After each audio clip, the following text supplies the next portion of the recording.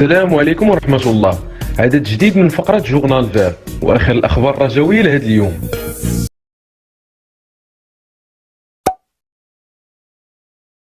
نبداو عدد مساء اليوم من جورنال فير بخبر عنوانه السعداوي يغيب عن تدريب الرجاء وشكوك حول مشاركته في الكلاسيكو. وتعذر على وائل نوح السعداوي لاعب فريق الرجاء الرياضي المشاركة في الحصة التدريبية اللي جراها الفريق الأخضر بسبب الإصابة اللي كيعاني منها. واكتفى السعداوي بحصه للترويض بمصلحه الفريق بالوازيس للتخلص من الاصابه على مستوى الكاحل واللي تعرض لها في المباراه ضد المنتخب المالي رفقه المنتخب المحلي في نهائي البطوله الافريقيه للاعبين المحليين، ومرجح باش يواصل السعداوي غيابه على تشكيله الفريق في المباراه ضد الجيش الملكي، علما انه غاب على قمه النسور ضد المنستيري التونسي، وغيكون الغائب الابرز رفقه محسن متولي اللي مازال ما تعافاش بعد من الاصابه اللي تعرض لها على مستوى قفصه الصدري.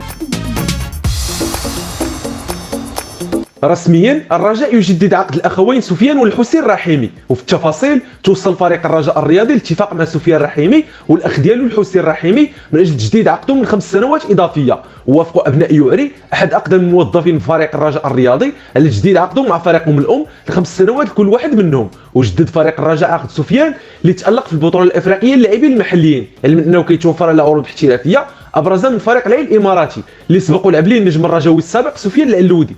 وبالرغم من تجديد عقد سفيان الا ان الجماهير الرجاويه كتخوف من تكرار السيناريو بدر بانون اللي هو الاخر كان تم تجديد العقد ديالو وفي نهايه الموسم تم بيعه للفريق الاهلي المصري. وكان جمال السلامي مدرب الفريق قرر الحاق اخ سفيان الرحيمي الحسين بالفريق الاول بعد تالقه في مباريات فريق الامل اللي كيشارك في دوري الهوات، واللي الكل كيتنبأ ليه انه غيكون من نجوم الفريق الاخضر في المستقبل.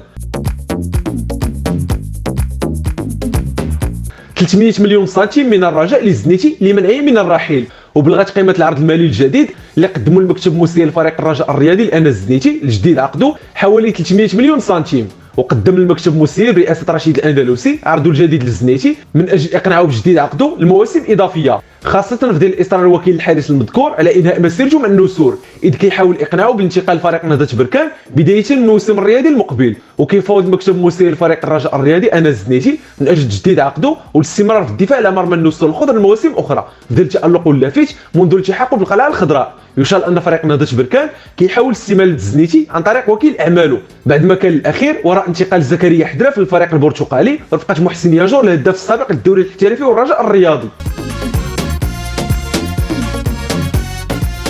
الجامعة الملكية تصدم المغرب التطواني بعد مطالبته بمعاقبة لاعب رجاوي. وفي التفاصيل رفضت لجنة الأخلاقيات التابعة للجامعة الملكية الشكاية اللي تقدم بها المغرب التطواني ضد محمد المكعزي لاعب فريق الرجاء الرياضي لعدم كفاية الأدلة اللي قدموها مسؤولي ممثل الشمال. وكشف مصدر جامعي مسؤول أن الأدلة اللي قدمها فريق المغرب التطواني في شكايته ضد محمد المكعزي ما كانتش كافية لمعاقبة اللاعب الرجاوي، بعد ما قرروا مسؤولي الفريق التطواني اللجوء لجنة الأخلاقيات عقب الانتقادات اللي وجهها لهم المكعزي خلال فترة الحجر الصحي في لايف كان خرج به مع أحد المسيرين السابقين للفريق. وتشبشوا مسؤولي فريق المغرب التطواني بمتابعه المكعزي امام لجنه الاخلاقيات على اعتبار ان العقد اللي كان كيربطو بالفريق التطواني كيمنعوا من توجيه انتقادات ليه بعد مغادرته للفريق، غير ان اللجنه اعتبرت هذا البند غير كافي لمعاقبته. يشار ان محمد المكعزي كان التحق بفريق الرجاء في ميركاتو الشتوي الموسم الماضي قادما من فريق المغرب التطواني مقابل 200 مليون سنتيم. الرجاء الرياضي يحرم هشام ايتمنى من خطف لاعب جديد. وتوصل فريق الرجاء الرياضي الاتفاق مع اللاعب محمد سوبول لاعب المنتخب الوطني اقل من 20 سنه بهدف تجديد عقده وضمان استمراره مع الفريق الاخضر لمواسم اخرى. ورفض المكتب المسير لفريق الرجاء السماح لسوبول بالانتقال لفريق شباب محمديه بعد ما قدم ليه هشام ايتمنى عرض جديد للتعاقد معاه، غير ان مسؤولي الرجاء الرياضي قنعوا سوبول بجديد عقده مع الفريق الاخضر. وكان هشام ايتمنى رئيس فريق شباب محمديه التقى باللاعب الرجاوي بتونس على هامش مشاركه المنتخب الوطني الاقل من 20 سنه في التصفيات المؤهله لكاس افريقيا، وقدم ليه عرض الانتقال لممثل مدينه الزهور. ووضح مصدر رجاوي مسؤول ان المكتب المسير وجد العقد الجديد للاعب سوبول وكينتظر عودته من موريتانيا بحيث كيشارك مع المنتخب الوطني في نهائيات كاس افريقيا من اجل توقيعه رسميا واستمراره مع الفريق الاخضر. رخصه استثنائيه للرجاء قبل مواجهه المنستيري التونسي. وغتمنح السلطات التونسيه رخصه استثنائيه لفريق الرجاء الرياضي ايام قبل المواجهه الهامه اللي غيحل فيها ضيف على الاتحاد المونستيري التونسي الاحد المقبل برسميه بالدور الفاصل والمؤهل لدور مجموعه كاس الكاف. وكينص البروتوكول الصحي في تونس ان الوافدين على الدوله مطالبين باستصدار شهاده مخبريه PCR كتثبت النتيجه السلبيه لتحاليل كورونا قبل السفر بمده ما كتعداش 72 ساعه والخضوع لفتره الحجر الصحي لمده ما كتقلش على اسبوع. وكشفت مصادر خاصه ان بعثه الرجاء الرياضي غتعفى من البروتوكول الصحي المذكور مقابل التوقيع على تعهد كتابي كيقضي بالالتزام الاجراءات الاحترازيه فور وصولهم لمطار قرطاج الدولي والى حين مغادرتهم التراب التونسي. وكيل اللاعبين الملقب بالجن يثير الجدل بصوره مع مدافع رجاوي. واثار وكيل اعمال اللاعبين محمد الفلحي الملقب بالجن الجدل خلال الساعات القليله الماضيه، وذلك بعد ما التقط الصوره مع مدافع نادي الرجاء الرياضي الياس الحداد. ونشر الفلحي الصوره عبر حسابه الرسمي بموقع التواصل الاجتماعي انستغرام، الشيء اللي خلى في اعارضه من جماهير الرجاء الرياضي كتسائل حول سبب نشر الصوره في الظرفيه الراهنه. وكيتعتبر محمد الفلحي من اشهر وكلاء اعمال اللاعبين في المغرب اذ كيشتغل مع نجوم عديده على راس صانع العاب الرجاء الرياضي عبد الاله الحفيظي. جماهير اتحاد جده السعودي تقود حمله كبيره للضغط على مدير البطوله العربيه من اجل الاسراع في تحديد موعد النهائي امام الرجاء.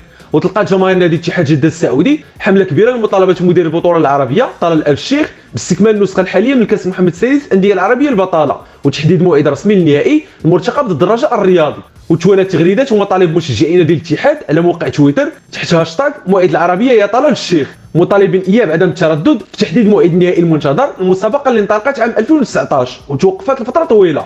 واختارت في اعارضه من جماهير اتحاد جده توجيه انتقادات حاده للمسؤولين على تنظيم كاس محمد السادس الانديه الابطال وتحديدا مدير البطوله طلال آل الشيخ. وكانت معظم الردود كتمحور حول عدم تحمسه الاجراء النهائي اللي غيكون نادي اتحاد جده السعودي طرف فيه، في حين اتجهت في اخرى لممارسه الضغط عليه من اجل البحث على اتفاق مع اداره الرجاء الرياضي والاسراع في تحديد موعد المباراه المرتقبه بالرباط. يذكر ان مدير البطوله العربيه طلال آل الشيخ اشار في تصريحات تلفزيونيه بعد تاهل فريق الرجاء واتحاد جده النهائي لامكانيه اقامه المباراه الختاميه للمسابقه في النصف الاخير من شهر فبراير الحالي، الا انه مصدر اي قرار رسمي حول موعد المباراه حتى الان. كان هذا اخر خبر رجاوي في هذا اليوم من جورنال فير. في امان الله ونتلاقاو في اخبار رجاوي جديده ان شاء الله.